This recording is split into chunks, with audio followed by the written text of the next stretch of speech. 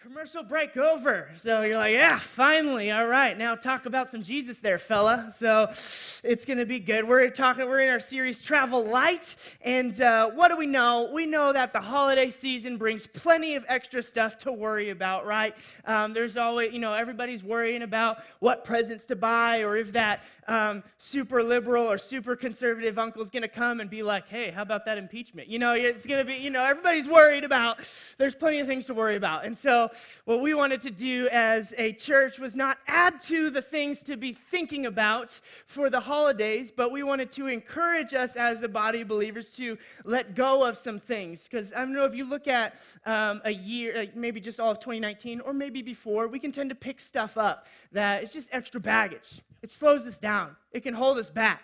And we believe that some of these things that God actually didn't ask us to carry. And so we, as followers of Jesus, want to be able to let go of some things that he didn't ask us to carry and travel lighter through the holiday season into the new year. And so we can live out all that God has called us to do. And so today, what I want to do is talk to you about how it's easier just to get distracted these days? It almost takes somebody like yelling and waving their arms around to make sure you got everybody's attention. Like, I don't know if you've noticed this, but it's getting harder and harder to focus. It's getting hard with so many things going on. It's just easier to get distracted. I don't know if it's the same for you, but even me, just the last year or so, I've recognized, man, it is getting increasingly difficult to focus and to not be distracted. And, you can go like a whole day. I've heard people say this all the time, that, man, I don't even know what I did today, or the week goes by, you're like, I'm not even sure what happened this week. Or you're going to go to lunch right after this and be like, I don't even know what he talked about this morning, There's plenty to be, like, our minds just wander. And so as I was diving into God's word about, why do we get distracted? And looking in different books and different psychological studies and comparing all these things together against the word of God, it's fascinating. This kind of stuff fascinates me. I don't know if it does for you, but as I was reading, there was a lot that points to, why do we get so distracted? Some point to how much information we have available to us, that we're just bombarded with information all the time. There's stuff everywhere going on, and our brain is trying to process it. And I read one study that was interesting, that they estimate that the New York Times on a Sunday morning actually contains more information than the average 18th century French nobleman learned in an entire lifetime in one paper in one Sunday Times, New York Times on a Sunday morning. Crazy amounts of information. Some other studies and things that I was reading was about the what is kind of being referred to more and more as the attention economy. Some people call it the distraction economy. It's talking about, this is like teams of people and groups of people whose sole purpose in life, their 8-hour workday or longer, is what they're doing is trying to scientifically figure out ways to distract you and steal more of your time. So the odds are really not against us, or they're not for us in that sense, that they're sitting there going, how can we take more of their time and their attention and sell that to advertisers so that they can tell you how to live, what to eat, what to do, what you should be reading. We have this culture now where there's just so many things pulling at our attention and trying to divide. And so it's a fight to stay focused and to not just live distracted lives. And not only just to fight distraction, but to weed through the distractions and figure out, what are we even supposed to focus on? There was one study, it was fascinating to me as they studied all these people and did all these experiments and tests and things like that. They found that there's just so much information that we're bombarded with on what to do and where to go, that if you were to turn it all off, if there was no more intake of what you should be doing and how you should be, then many people would have a hard time figuring out what to actually focus on or what to do, because we live so bombarded with information and things trying to distract us. And so today what I want to do is dive into the Word of God and pull some truths out about how to not live distracted lives as believers, because I think as anybody, but especially as followers of Jesus, we're called to live focused, intentional, purpose-driven lives. And what I hope you will realize is that your spiritual enemy and every evil force of hell will try to distract you from the things that matter most in your life. That your enemy, your spiritual enemy, will try to divide your mind, discourage your soul, and distract you from the things that don't really matter. Because I've heard this years ago, and it's kind of stuck with me that, man, the enemy, he doesn't have to destroy you if he can just distract you. The enemy doesn't have to destroy you if he can just distract you. And so I want to set the tone by reading a scripture that maybe you've heard it before, maybe not, but I believe it's going to encourage us this morning as we look at kind of an expression of God's love this morning. So this is from Luke 10, verse 38, and it says, as Jesus and his disciples were on their way, he came to a village where a woman named Martha opened her home to him. She had a sister called Mary who sat at the Lord's feet listening to what he says, but Martha was distracted by all the preparations that had to be made. Martha was distracted. It's easy to come down on Martha like, just be like Mary, sit at the Lord's feet. But I honestly don't blame Martha. I mean, if Jesus was coming to my house, my anxiety level would be a bit higher than normal. I don't know about you. I know Jesus wouldn't judge me based off of how clean my house is or how in order everything is, but you better believe it'll be clean and in order if Jesus is coming over. So this is Martha running around doing, trying to pull the casserole out and put the cobbler in and, make sure the potpourri matches the blinds, or I don't know what else you do for getting ready, but so she's distracted, and I don't blame her. And so she comes to Jesus, and she asks him, Lord, don't you care that my lazy, no-good sister has left me to do all the work for myself? Tell her to help me. Because, Mary's that kind of person, right? Every family's got one. They show up late, and they forget to bring something to the potluck. Somehow they remember to bring Tupperware, and so they leave with more than they came with. But, that's Mary. Mary's sitting there, and Martha's getting it done, right? And, but, I thank God for the people like Martha's, because for some of you, the reason that your bills are paid and you have food on the table and your kids have presents is because of the Marthas in your life. You need, if the world were run by just Marys, we'd be, very hungry, trying to scrounge for stuff to eat in our cabinets, and it'd be cold because we'd forget to pay our bills and our heat would get shut off, and there'd be no presents for Christmas. So, if that's, thank God for the people like Martha. And so Martha says, tell her to help me. And then we see this kind of different expression of God's love from Jesus that we really haven't seen much in previous verses. And I believe maybe some of you need to experience this kind of love or this acceptance from Jesus. He says, Martha, Martha, the Lord answered, you are worried and distracted by many things, but few things are needed, or indeed only one. Not a few things are needed. Not few things are important or cool, or a few things are needed. And I believe with love and a smile, he says, Mary has chosen what is better, and it'll not be taken away from her.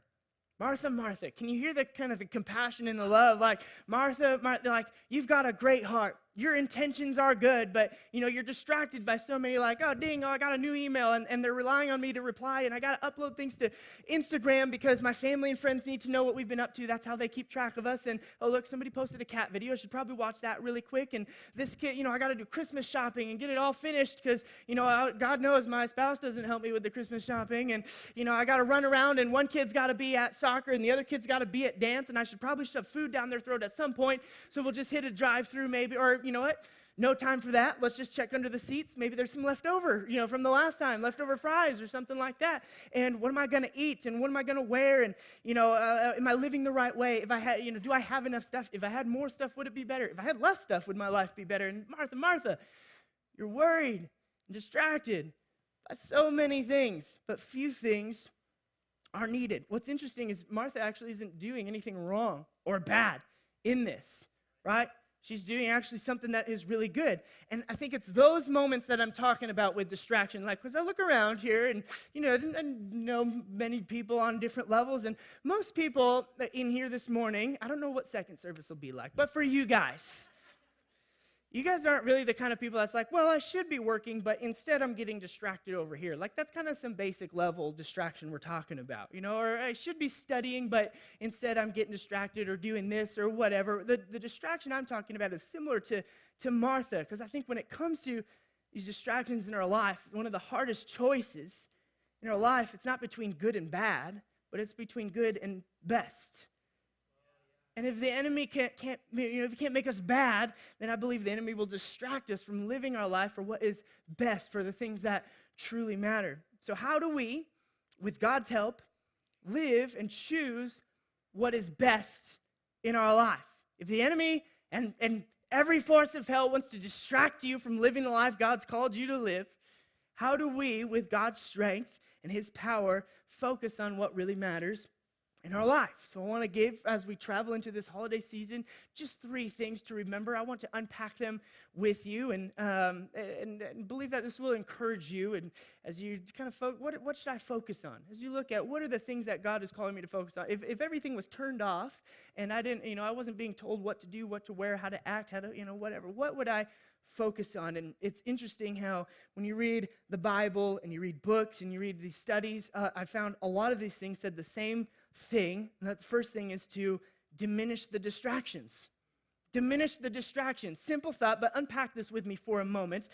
Paul, he was giving guidance to the church. He was writing to the church, and he was giving them these things that, to avoid, things not to do now that they were followers of Jesus. And he says in 1 Corinthians, he says, I'm saying these things for your benefit, not to place restrictions on you, not just to have rules or things you can't do, but I want you to do whatever will help you serve the Lord best.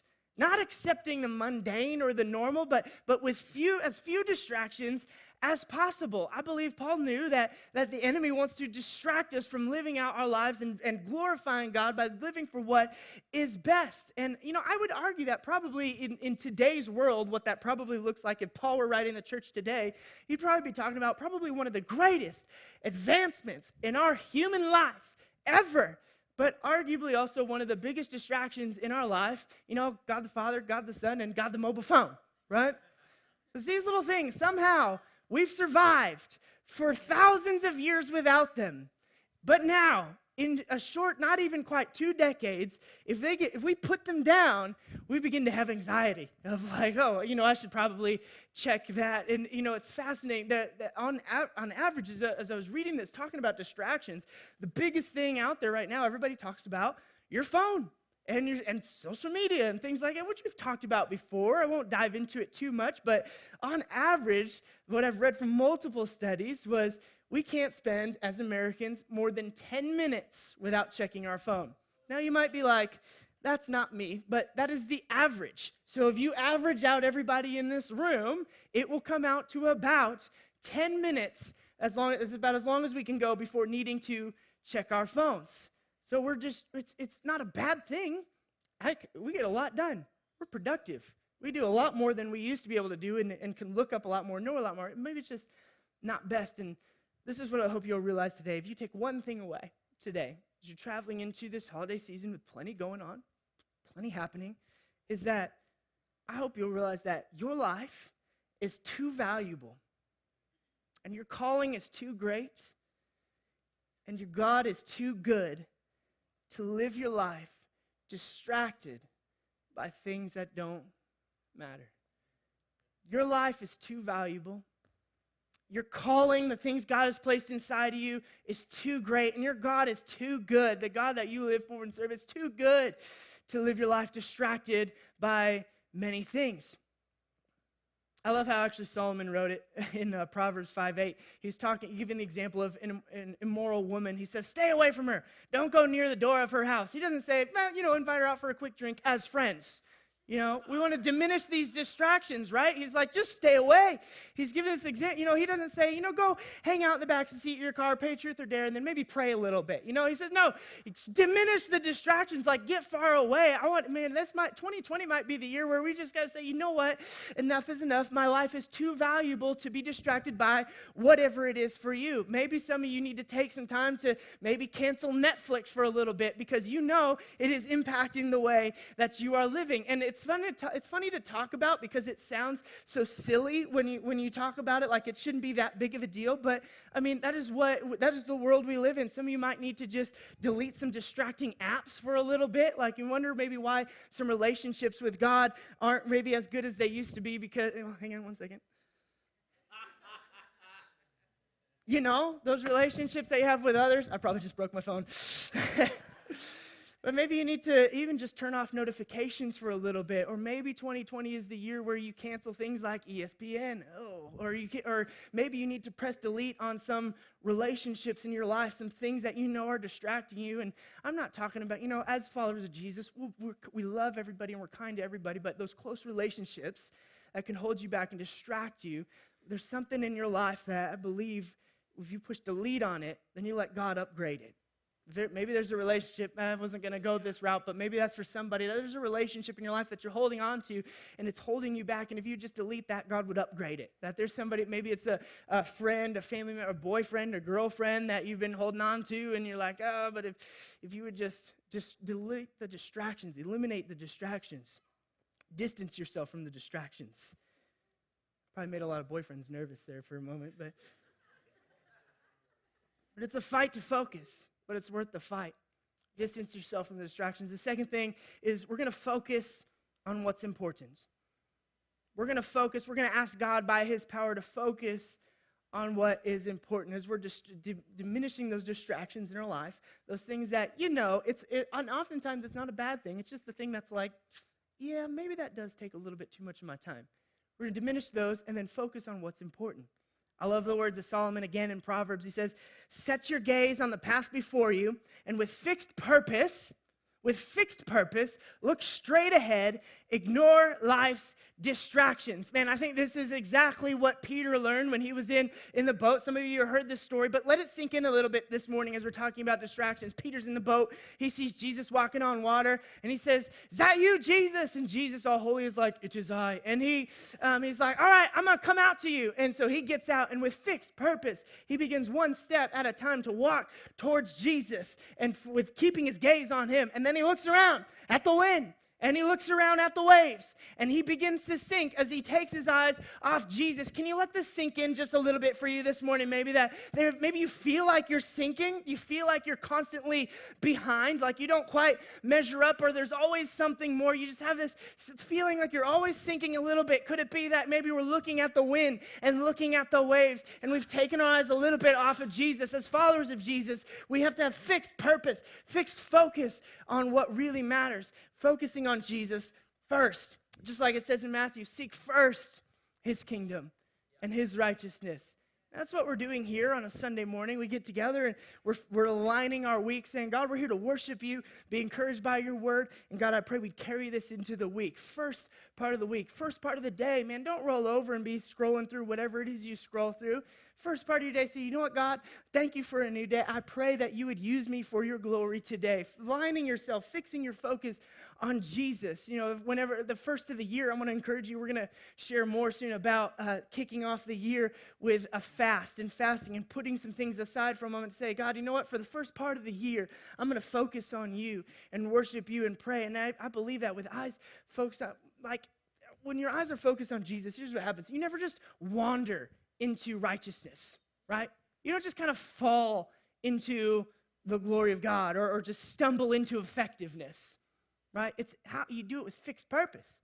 It's intentional, step by step, not being distracted. Maybe some of you need to do what I've been doing this kind of mentally, but maybe some of you need to physically do this. I've created kind of these win buckets, W-I-N, win buckets, that things that I just want to focus on in my life that I can forget sometimes, because maybe you're similar, but I can get going and want to get some stuff done. And I can make a list like a mile long and be wanting to check these things off. And sometimes that's a strength to be able to get stuff done. But sometimes it comes at a cost to maybe people around me, relationships, my family, myself. And so I have to create these things sometimes that, to focus on, God, being led by you and empowered by you. What are the things in my life that really matter? And, as an example, meaningful conversation or meaningful connection. So whenever that happens for me, it's a win, and I imagine my bucket getting a little bit fuller. Maybe some of you need a little bucket and write on what that win is, and maybe you throw a penny in there or something like that every time you have this win. But for me, focusing on the things that matter looks like, when not rushing around so much and filling up my schedule so much that I can't pause and connect with somebody that needs to be connected with, or when I get home from work, I've been running upstairs, the first thing I do, and I throw my phone in the drawer and I, close it. So I apologize if I haven't gotten back to you on some of your messages. But it's because I want to have focused purpose and intention on meaningful conversations with my family, people around me, and that win bucket grows just a little bit. It's focusing on what matters, living intentionally. For me, maybe for you, rest is another big one. I have a hard time resting. I feel pretty guilty, actually, if I have a day off and, want to just do stuff, even if it's just around the house. It's a day off, so I'll clean or a little bit. And I have to actually intentionally focus and plan to say, if this is where I believe God is leading me to rest and to connect, then I have to actually schedule time to rest. I have to schedule time to do PJs in the morning with the kids and make little pancakes shaped like little animals and, play games and stuff in the morning. I got to plan to hang out with Ashley and, do like Netflix and whatever you do after Netflix, read the Bible or something. I don't know, pray. But, I got to plan this because it's not accidental. It's intentional. Distance yourself from the distractions in your life because your life is too valuable. Your calling is too great. Your God is too good to just be distracted by, to just coast through life as anybody, but especially as followers of Jesus. Distance yourself from, almost treat that distraction like a sin and say, God, I'm going to focus on what matters. I don't want you to lead me. I want to focus on you. And then the third thing is listen to the voice of God. As followers of Jesus, listen to the voice of God. I love this imagery in Isaiah 30, verse 21. It's speaking about God's voice. And it says, "And your ears shall hear a word behind you, saying, this is the way, walk in it. When you turn to the right or when you turn to the left." I love that imagery because it's almost like as you're going along in life and the voice of God whispers behind you, hey, go this way or go that way. Or bless this person, or pray for that person, or encourage this person. As you're going along, you're hearing the voice of God. And I'm honestly believing as we kind of launch in the new year, we're going to be talking about hearing the voice of God, and we're going to be talking about fasting. And I believe that as we line up and focus on God and hearing the voice of God, that God's going to speak to you, that you'll hear that voice behind you because your life is too valuable. Your calling, the things God has put inside of you, is too great. And your God is too good to just live distracted by things. We want to let go of distraction. I think an example of maybe what that voice might sound like is, I really like a clean house. Like there's something about, we've got this pretty big window in the front and a big window in the back, so natural light comes in, and there's something about just having a clean house where the floor is kind of similar to this, so it's all swept and nice. We have a little fireplace, and it's got a little glass thing in front of it, and it's we've got these this yellow tone light, so it's nice and warm, and when you walk in, it's relaxing. I'll throw on my slippers and a robe because I am, I guess, crossing over, I don't know, I guess that's what happens when you get older. I'm told you wear robes and slippers and stuff, and so it just sounds nice. Sounds nice right now. But, so I like a clean house, but the problem is I got a 6-year-old, and I've got a 3-year-old, and I've got a dog, and I've got a cat. And so 9 times out of 10, if you go to clean something, you'll turn around and they'll mess up the thing that you cleaned previously. I mean, if you got kids or pets or something, you know what I'm talking about. Like, it's almost a spiritual principle that if you clean, they'll come, and you go to clean the next thing, they'll come right behind you and tear it all up. And so, there'll be handprints on the glass and handprints on the fireplace and, pet toys everywhere. And, back maybe when I was younger, or maybe you had kids a long time ago and like Play-Doh was a thing. Right now it's slime and sand, like kinetic sands. So you got it easy with the Play-Doh, I gotta say, because this stuff is ridiculous and it's everywhere. And I could run around and clean until this year. I promise you that there was a little voice in the back of my head, and people joke about it. They say, enjoy it, enjoy the season. But it really sank in that, what? Embrace the handprints. Embrace the mess. Embrace the slime that is stuck to your socks, that squeezes between your toes. Because one day it's not going to be there, and you're going to wish like crazy that it was. Devin, you're worried and upset about so many stupid little things. Distracted by things that don't really matter. There's only a few things that really matters, and it's a choice. I want you to feel it this morning that it's a choice. You can choose your life. It's too valuable just to live distracted. Your calling is too great. Things God put inside of you. And your God is too good to live your life distracted by so many things.